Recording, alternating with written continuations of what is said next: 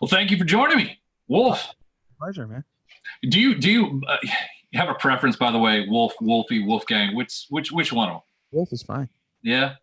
Um, and forgive me, because a lot of folks will I go back and they'll read Wikipedia and trying to get like what your favorite color is and what you like to eat. I don't care about that shit. I just don't. That's your world, man. That's totally cool. So, but how old are you? I am 29. 29. So, man, I'm thinking back to me being in, high school or first part of my 20s and, hearing that Eddie Van Halen has a new baby boy and he named him Wolf, Wolfgang. I just thought that is so cool. That's so rock star. It's just great, man. Yeah. So, brother, out the gates, my deepest condolences for your loss, man. I've felt the pain myself in my life. So, I'm so sorry for your loss, man. He was an extreme talent, and from what you've said and everyone else has said, an amazing human. So, He certainly was. Thank you. yeah. So, I'm going to tell you quickly my story with distance. Now, I've been following you on Twitter. I've been doing that for a while. You could follow me back, you jerk. That'd be nice. But so, and I just see, all the posts you've been putting up, and so with the morning of, I think it was November 16 when you posted the video for the first time. I came into my studio here and I just sat down and saw the video was up, and it wasn't on the rock rags yet.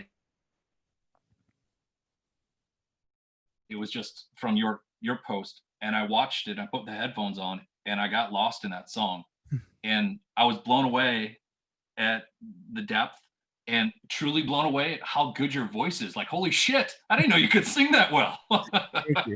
Thank you so much. So tell me a little bit about the song, man, and that I know the inspiration was some, if not totally, about your pops, but tell me about where some of the words came from for Distance. Yeah, it was a song I wrote over the years. My dad's health, he'd struggled with it. Sometimes he'd get better, he'd get worse, and it's just a very emotional type of roller coaster. And it was kind of a therapeutic way of getting those emotions out into a song because I'd been writing for my album for so long, and just trying to figure out who I was as a songwriter. Um, and that song just kind of came out, and it was one of the songs I had almost finished, because I recorded about 28 songs for my album, Sure. and it was just one of the songs that was like, I'll save it for later. Um, and then when everything happened, it was like, you know what, let's finish that and put it out for pop and have it be a tribute and put out a video and have all the proceeds go to his favorite charity. You know, Yeah, that's great. And that's to the, what I've read it and I've Mr. said it. Holland Opus Foundation. Yeah. Isn't that to help kids that can't Yeah, it afford an helps instrument? Like, underfunded, music programs, and it helps kids get instruments and realize wow. their dreams. So it's great. Yeah, that's really cool. So, with you playing all the instruments on this tune and on the record that's coming out this spring, what do you struggle with any one of them? Is there anyone, they all just come pretty natural to you, or? Oh yeah, it's just so fun. Like right now, it's like I've been sitting with this music for a couple years now, so I'm almost sick of it. I can't Oh, wait I to bet. get back in the studio and record more. Are you thinking that, people are going to gravitate towards this because of distance, or do you thinking it's going to be, just a complete fresh thing for people to, hear this and go, wow, this isn't like distance at all. It's more, you know, There's definitely some songs that have the Distance vibe on it. I think it's not a very one note type of album. Like the band has a sound to itself, and I think over here there's softer stuff. There's kind of the core rock sound, and then over here it gets a little heavier maybe or darker. Um, but I think there's something for everyone. Like if you just like music, you'll find something that you might dig. yeah, that's great. That's great. Like you said, you've been sitting with this music for a long time now, and you're looking forward to sharing it. Getting back out on stage again when we can all get back to seeing live music again. My God, I cannot wait for that. So, what kind of stuff have you been doing to tide your time? You just been sitting in the studio then, and keep hashing over these songs, or? Yeah, pretty much figuring out the proper release. We've got some uh, fun ideas on how to maybe uh, get the release out there and stretch it out with a bunch of content and everything to make time go by a bit faster until we can all get together again. Absolutely, that's a great idea. I like to ask this question to people that get really involved in the recording process, and obviously you do with playing all the instruments. But how do you know when a song is done? When you're done with one of these songs, it's just like That's it. That's I don't Yeah, have to that's a just super tough question, because sure. it's, you never really know. It's just kind of when you decide, like, that's enough. Yeah. Like I shouldn't touch this anymore. Just Yeah, let it be. you don't want to overdo it, you just want to. It's all. I always write for the song first. Like, it's never a kind of thing where it's like a platform to like wank in a solo or something like Sure. that. It's just like, that's why it's like, sure, there's a couple guitar solos on the album, but that's not the main focus. But yeah, whatever I do, it's always to serve the song. It's never to be like, ooh, I did that part, or I did, well, also because I did everything. But Sure. but I think, in most bands, like, there's kind of a power struggle of like, I wrote that part or I did that part, Sure. and rather than writing for the song. And I think that's what I was able to accomplish, because I was playing and writing everything, that it was all for the song rather than some sort of power struggle. Sure.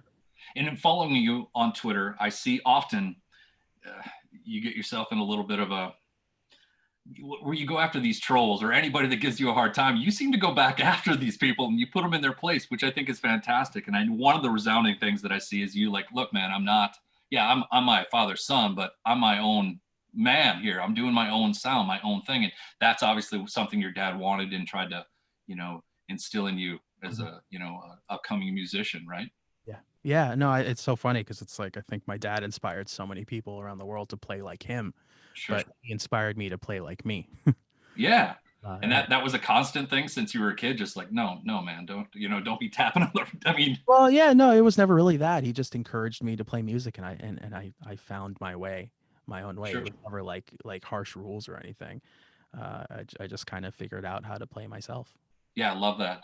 I read something here, and if this sounds like what your dad would be like, I'm curious. Are these truly his words? It says, "If you want to be a star or just be famous, then run down the street naked, and you'll make the news or something. But if you want to make music, your livelihood, then play, play, play, and play, and eventually, you'll get to where you want to be." Yeah, Does that sound like your old man? that's definitely him. That's very cool. That's very cool, man. So tell me about, when this album comes out, is the plan for you just to, if we're, able to get on the road, is the plan just to hit it a whole bunch and just play a bunch of Absolutely. shows? As soon as we're able to, I just, this is what I want to do. Yeah, I want this to be, what I do. So that's as fantastic. long as people want to see it, I'll be out there. You know how baby bands, they have to work their ass off to try and get to that next level, or just for people to figure out who they are in the first place, and get radio play. It's kind of unique, man, since you got to play with your dad and play with Van Halen. What was that, back in 2007? Be on stage and do that thing, and you've been around it all your life. Do you feel like you're pretty fortunate to have skipped some of that small baby band curve with this? Or are you going to be playing small rooms again? And that, That's never really been a thought in my mind. I'll play wherever they'll have me. It's not like I'm sure, too big to play for this place. It's like, no, anyone that wants to see me, if it's 200 people or if it's 2,000 people, I'll play for whoever. I Uh, love that. it's just Talk about your band a little bit, man. I mean, who's the characters you got in your band? yeah. The drummer is my buddy Garrett Whitlock, who I played in Tremonti with. Oh, right on.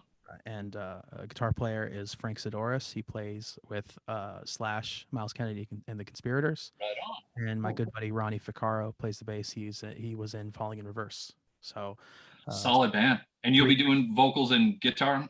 Yeah. three great dudes and great players. So we're really excited to get out there. That's awesome, man. Well, continued success, dude. The single is fantastic. I'm glad we're playing it on our radio station. I've been with 93X here in Minneapolis for 23 years, and Van Halen is obviously a part of the DNA of our radio station and myself. So to be able to hear your music and embrace it on our radio station is fantastic, and it's well deserved, man. It's some good shit. And check this out, man. I got this years ago. Oh yeah, that's awesome. The It's the only thing I can afford, but it's pretty rad, right? It looks exactly like it. Yeah, it's like all Yeah, man. crazy. Yeah. Do you have a lot of your dad's guitar stuff? Do you have them? Do you play them still, or they Yeah, I mean put they're away? Or they're treasures, so it's like, yeah, safe. So they're yeah. definitely locked up and uh, you know, very So safe. yeah, just put them away and just keep them put away and keep them safe and all that, man. I did play a couple on the album though. Like I Did played you really? I played the original Frankenstein on 2 songs. No shit. Yeah. Oh, that's super cool, man. God, I can't wait to hear this record, man. So are you thinking late spring or early summer? It just, Yeah, if you can move a probably little bit. around that right now. I've just been saying spring-ish. Yeah. So, but it'll be out, and people will be definitely be hearing music soon. All right, man. Well, when you hit Minneapolis, I want to come back and say hey, Absolutely. and I can't wait to see that show, man. Continued success. Thank you for your time, my Thank you friend. so much. And Wolfgang Van Halen. Appreciate you, Pleasure to brother. be here, man. Thanks so much. Later. Have a good one.